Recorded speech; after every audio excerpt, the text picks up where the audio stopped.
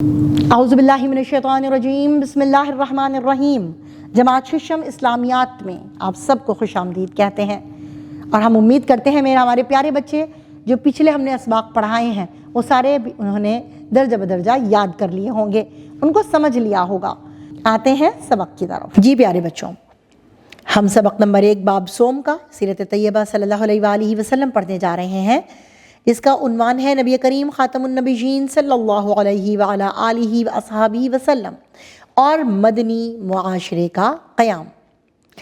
اس سبق کو پڑھنے کے بعد ہمارے پیارے طلبہ اس قابل ہو جائیں گے کہ نبی کریم خاتم النبیین صلی اللہ علیہ وآلہ آلہ واصحابہ وسلم کی مدینہ منورہ آمد پر اہل مدینہ کے کردار سے آگاہ ہو سکیں، مسجد قباء کی تعمیر، استقبال وغیرہ جان سکیں، عہد نبوی صلی اللہ علیہ وآلہ وسلم میں مسجد نبوی صلی اللہ علیہ وآلہ وسلم کی تعمیر اور فضیلت سے متعلق جان سکیں، ہجرت کے بعد مسلمانوں کو درپیش مسائل و مشکلات کو سمجھ سکیں، اصحاب صفہ کا تعارف اور ان کی تعلیمی اور تبلیغی اور دعوتی سرگرمیوں سے آگاہ ہو کر اپنی عملی زندگی میں استفادہ کر سکیں، عہد نبوی صلی اللہ علیہ وآلہ وسلم میں مسجد نبوی صلی اللہ علیہ وآلہ وسلم کی تعلیمی اور معاشرتی اہمیت کا جائزہ لے سکیں، مدنی معاشرے کی تشکیل میں مواخات کی اہمیت بیان کر سکیں، مواخات مدینہ کی روشنی میں اخوت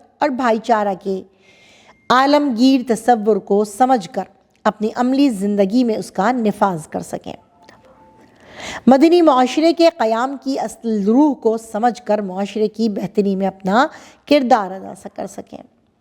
جی میرے پیارے بچوں، آپ سب کو پتہ ہے کہ ہمارے نبی پاک صلی اللہ علیہ وآلہ وسلم پر مکے کے لوگوں نے، مشرکین و کافرین نے بہت ظلم ڈھایا، سارے مسلمانوں کو بہت تکالیف پہنچائیں، تو پھر اللہ تعالیٰ کے حکم سے نبی پاک صلی اللہ علیہ وآلہ وسلم کو ہجرت کی اجازت ملی، اور وہاں پر یہ لوگ مدینہ منورہ ہجرت کر کے چلے گئے۔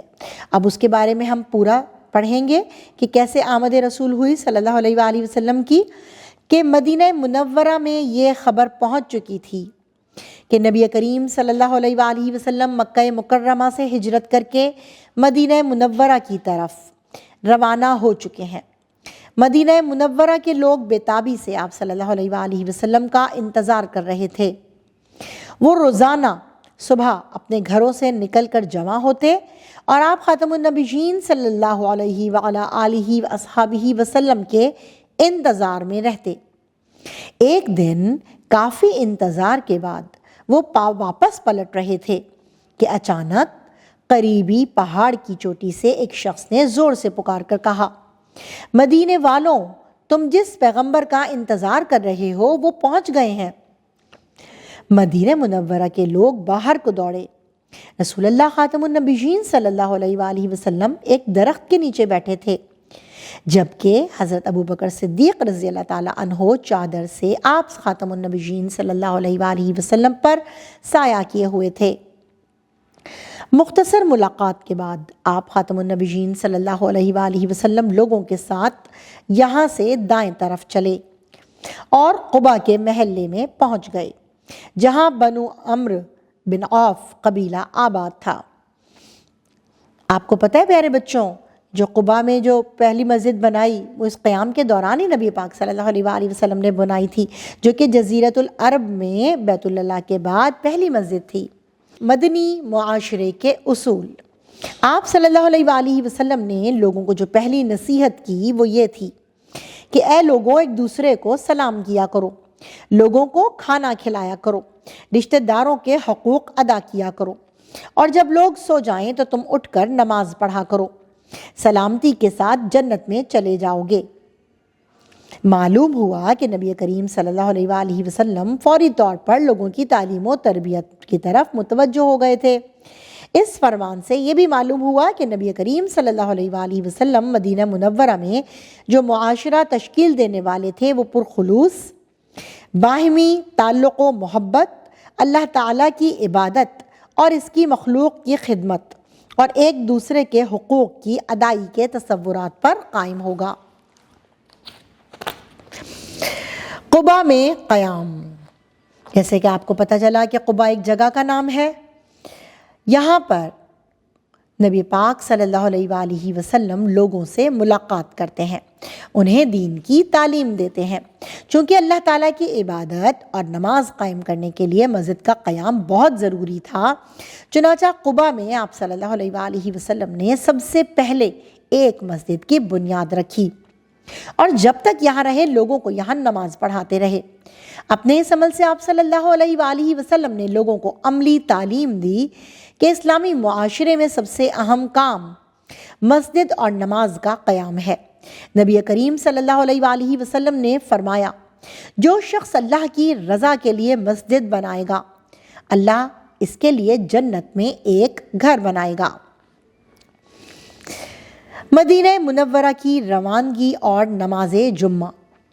قبا میں 14 دن قیام کرنے کے بعد، تو پیارے بچوں کتنے دن قیام فرمایا تھا نبی پاک صلی اللہ علیہ وآلہ وسلم نے؟ 14 دن قیام کرنے کے بعد آپ خاتم النبیین صلی اللہ علیہ وعلی آلہ واصحابہ وسلم مدینہ منورہ کی طرف روانہ ہوئے۔ مدینہ منورہ سے آتے ہوئے تقریباً 500 مسلح افراد حفاظت کی غرض سے آپ صلی اللہ علیہ وآلہ وسلم کے ساتھ تھے۔ راستے میں آپ صلی اللہ علیہ وآلہ وسلم سالم بن عوف قبیلے کے محلے میں سے گزرے۔ یہاں ان لوگوں نے ایک مسجد بنا رکھی تھی۔ نبی کریم صلی اللہ علیہ وآلہ وسلم نے یہاں جمعے کا خطبہ دیا اور لوگوں کو جمعے کی نماز پڑھائی۔ یہ پہلا جمعہ تھا جو آپ صلی اللہ علیہ وآلہ وسلم نے مدینہ منورہ میں پڑھایا۔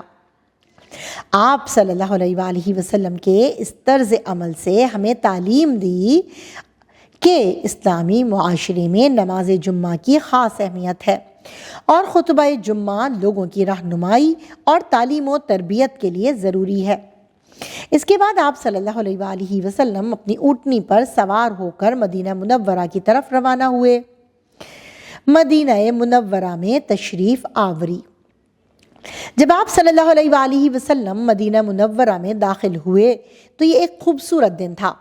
صحابی بیان کرتے ہیں کہ آپ خاتم النبیین صلی اللہ علیہ وآلہ وسلم کے آنے سے پورا مدینہ منورہ جگمگا اٹھا، ہر طرف خوشی کا عالم تھا، اور اس سے اچھا دن ہم نے کوئی نہیں دیکھا۔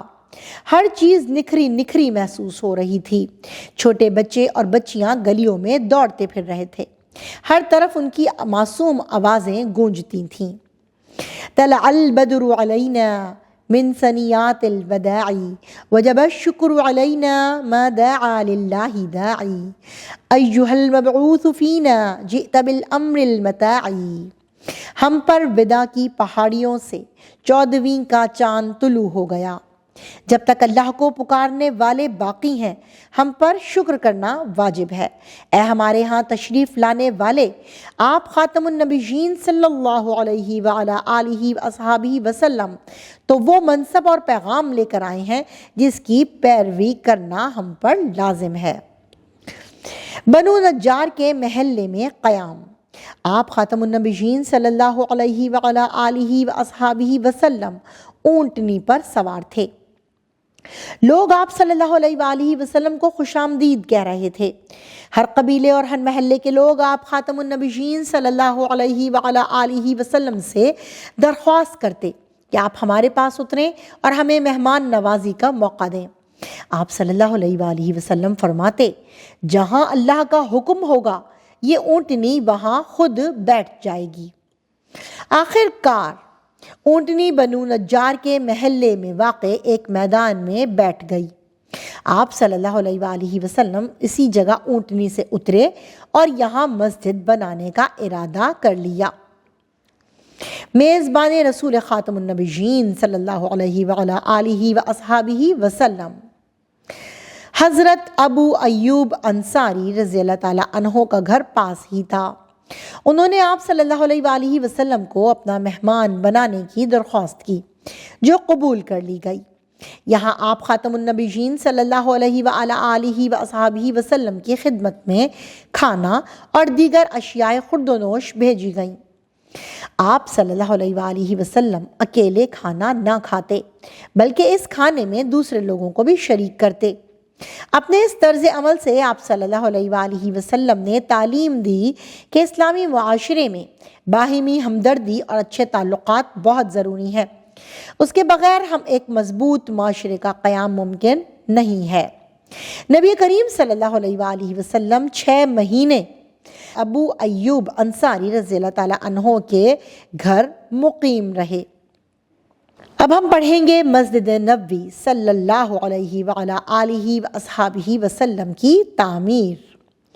چند دنوں بعد آپ خاتم النبیین صلی اللہ علیہ وعلی آلہ واصحابہ وسلم نے بنو نجار کے سرداروں سے کہا کہ میں اس میدان میں مسجد بنانا چاہتا ہوں جہاں اونٹنی بیٹھی تھی۔ یہ جگہ سہل اور سہیل نامی 2 یتیم لڑکوں کی تھی جنہوں نے بغیر پیسوں کے زمین دینے کی پیشکش کی، لیکن آپ خاتم النبیین صلی اللہ علیہ وآلہ آلہ واصحابہ وسلم نے بلا معاوضہ قبول کرنے سے انکار کر دیا اور انہیں زمین کی رقم ادا فرمائی۔ مسجد نبوی کی تعمیر شروع ہوئی۔ نبی کریم خاتم النبیین صلی اللہ علیہ وآلہ آلہ واصحابہ وسلم نے اس تعمیر میں خود بھی حصہ لیا اور پتھر اٹھا اٹھا کر لاتے رہے۔ مسجد نبوی کی تعمیر مکمل ہوئی تو یہاں مختلف عبادات مثلاً نماز پنجگانہ، نماز جمعہ، نماز عیدین اور نماز تراویح کا اہتمام ہونے لگا۔ اسی طرح آپ خاتم النبیین صلی اللہ علیہ وآلہ آلہ واصحابہ وسلم مدنی معاشرے کو اللہ تعالیٰ کی بندگی و عبادت پر استوار فرما رہے تھے۔ آپ خاتم النبیین صلی اللہ علیہ وآلہ وسلم نے مسجد نبوی کی خاص فضیلت بیان کرتے ہوئے فرمایا، میری اس مسجد میں ایک نماز پڑھنا دوسری عام مسجدوں میں 1000 نماز پڑھنے سے افضل ہے۔ تو جی پیارے بچوں، آپ کو پتہ چلا کہ مسجد نبوی میں نماز پڑھنے کی فضیلت کتنی ہے۔ عام مسجد میں تو ہم ایک نماز پڑھتے ہیں، لیکن جب ہم مسجد نبوی کے اندر نماز پڑھیں گے تو ہمیں 1000 نماز پڑھنے سے بھی زیادہ ثواب ملے گا۔ جی آپ صلی اللہ علیہ وآلہ وسلم مسجد نبوی میں صحابہ کرام رضوان اللہ علیہم اجمعین کو لے کر بیٹھتے، ان کی دینی و اخلاقی تربیت فرماتے۔ آپ خاتم النبیین صلی اللہ علیہ وآلہ وسلم نے مسجد نبوی کو قرآن مجید کی تعلیم کا مرکز بنایا۔ صحابہ کرام رضوان اللہ علیہم اجمعین یہاں جمع ہو کر قرآن مجید کے حفظ اور اس کی قرات تو تفسیر کا علم حاصل کرتے۔ صفہ کی تعمیر۔ مسجد نبوی کے باہر ایک چبوترا بنایا گیا جسے صفہ کہتے تھے۔ چبوترا یعنی کہ صفہ۔ صحابہ کرام رضوان اللہ علیہم اجمعین جنہیں علم دین کا خاص ذوق ہوتا وہ یہاں رہائش اختیار کرتے اور قرآن مجید اور احادیث مبارکہ کا علم حاصل کرتے۔ ان صحابہ کرام رضی اللہ تعالی عنہم کو اصحاب صفہ کہتے ہیں۔ نبی کریم صلی اللہ علیہ وآلہ وسلم کی سنت اور احادیث کے علم کے فروغ میں اصحاب صفہ کا کردار بہت اہم رہا ہے۔ آپ کو میں بتاتی چلوں کہ ان صحابہ کرام رضوان اللہ علیہم اجمعین میں حضرت ابو ہریرہ سب سے زیادہ احادیث کے جو راوی ہیں وہ بھی شامل ہیں۔ نبی کریم صلی اللہ علیہ وآلہ وسلم کے گھر کی تعمیر۔ نبی کریم خاتم النبیین صلی اللہ علیہ وآلہ آلہ واصحابہ وسلم کی تشریف آوری کے کچھ عرصے بعد آپ کی زوجہ محترمہ حضرت سودا رضی اللہ تعالی عنہا بھی مدینہ منورہ پہنچ گئیں۔ چنانچہ مسجد نبوی کے قریب آپ صلی اللہ علیہ وآلہ وسلم کے لیے ایک کمرے اور صحن پر مشتمل ایک چھوٹا سا گھر تعمیر کیا گیا۔ آپ صلی اللہ علیہ وآلہ وسلم یہاں منتقل ہو گئے۔ بعد میں آپ صلی اللہ علیہ وآلہ وسلم کی دوسری ازواج مطہرات اور آپ کی صاحبزادی سیدہ حضرت فاطمۃ الزہرا رضی اللہ تعالی عنہا کا گھر بھی مسجد نبوی کے نزدیک ہی تعمیر کیا گیا۔ مواخات یعنی کہ بھائی چارہ۔ مکہ مکرمہ سے جو مسلمان ہجرت کر کے مدینہ منورہ آئے تھے وہ بہت سی مشکلات اور قربانیاں دینے کے بعد بچوں یہاں پر پہنچے تھے۔ ان کا گھر بار ساز و سامان سب کچھ مکہ مکرمہ میں ہی رہ گیا تھا، بلکہ کئی ایک سے تو ان کی نقد رقم بھی چھین لی گئی تھی۔ مدینہ منورہ میں مہاجرین کے نہ کاروبار تھے نہ رشتہ دار۔ آپ کو پتہ ہے ہجرت کرنے والوں کو کیا کہتے ہیں؟ مہاجرین۔ اور جو مدینے کے لوگ تھے نا ان کو نام دیا گیا ہے انصار کا۔ اہل مدینہ سے ان کا تعلق دین اسلام اور کلمہ طیبہ کی بنیاد پر تھا۔ اللہ تعالیٰ نے اس ایمانی رشتے کو رشتہ اخوت کا قرار دیا ہے اور فرمایا سورۃ الحجرات کی آیت نمبر 10، انما المؤمنون اخوہ، بے شک سب اہل ایمان تو آپس میں بھائی بھائی ہیں۔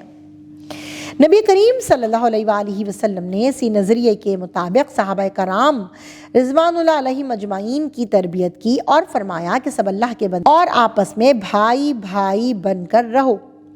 رسول اللہ صلی اللہ علیہ وآلہ وسلم نے فرمایا باہمی محبت اور لطف و کرم میں اہل ایمان کی مثال ایک جسم کی سی ہے۔ جب جسم کے کسی حصے میں درد ہو جاتا ہے تو پورا جسم بے چینی اور بخار میں مبتلا ہو جاتا ہے۔ ان تعلیمات کا نتیجہ یہ نکلا کہ صحابہ کرام رضوان اللہ علیہم اجمعین ایک دوسرے پر جان چھڑکنے لگے۔ اگر ایک کو تکلیف ہوتی تو دوسرے اس کی تکلیف کو دور کرنے کی کوشش کرتے۔ اب رسول اللہ صلی اللہ علیہ وآلہ وسلم نے مہاجرین و انصار کے درمیان مواخات کا رشتہ قائم فرما دیا، یعنی ہر مہاجر کو کسی انصاری کا بھائی بنا دیا۔ اس موقع پہ میں آپ کو بتاتی چلوں کہ مواخات مدینہ کے موقع پر شرکاء کی تعداد تقریباً 90 تھی، جس میں آدھے مہاجر اور آدھے انصاری تھے۔ آپ صلی اللہ علیہ وآلہ وسلم نے انہیں ایک دوسرے کا بھائی، مددگار، غم خوار قرار دیا۔ انصاری اپنے مہاجر بھائی کے لیے رہائش اور کاروبار کا انتظام کرتے۔ انصار مدینہ نے رسول اللہ صلی اللہ علیہ وآلہ وسلم سے کہا، یا رسول اللہ صلی اللہ علیہ وآلہ وسلم، ہمارے باغات ہمارے اور ہمارے مہاجرین بھائیوں کے درمیان تقسیم کر دیجئے۔ لیکن آپ صلی اللہ علیہ وآلہ وسلم نے باغات کو تقسیم کرنے سے انکار کر دیا۔ اس پر انصار نے کہا، اگر ایسا ہے تو مہاجرین باغوں میں کام کاج اور محنت میں ہمارا ہاتھ بٹائیں اور ہم فصل اور پھلوں میں انہیں شریک کریں گے۔ صحابہ کرام رضوان اللہ علیہم اجمعین نے نبی کریم خاتم النبیین صلی اللہ علیہ وعلی آلہ واصحابہ وسلم سے انصار کی سخاوت کے متعلق عرض کی، یا رسول اللہ صلی اللہ علیہ وآلہ وسلم، ہم نے انصار جیسی کوئی قوم کبھی نہیں دیکھی جس کے پاس آئے ہیں مال اور وسائل کم ہو تو بھی ہمدردی اچھے انداز میں کرتے ہیں، اگر مال کثیر ہو تو خرچ اچھی طرح سے کرتے ہیں، انہیں ہمیشہ محنت میں شریک کیا اور فصل میں حصے دار بنایا۔ ہمیں یہ شک ہے کہ وہ تمام اجر و ثواب نہ لے جائیں۔ آپ خاتم النبیین صلی اللہ علیہ وآلہ وسلم نے فرمایا، نہیں جب تک تم ان کا ذکر خیر کرتے رہو اور ان کے لیے اللہ تعالیٰ سے دعا مانگتے رہو گے۔ اس کے ساتھ ہی اس چیپٹر کا اختتام کرتے ہیں۔ جی پیارے بچوں، مجھے پوری امید ہے کہ ہمارے بچوں نے اس سبق سے بہت کچھ سیکھا ہوگا۔ اسی کے ساتھ اس سبق کا اختتام کرتے ہیں اور ملتے ہیں نئے سبق کے ساتھ۔ اللہ حافظ۔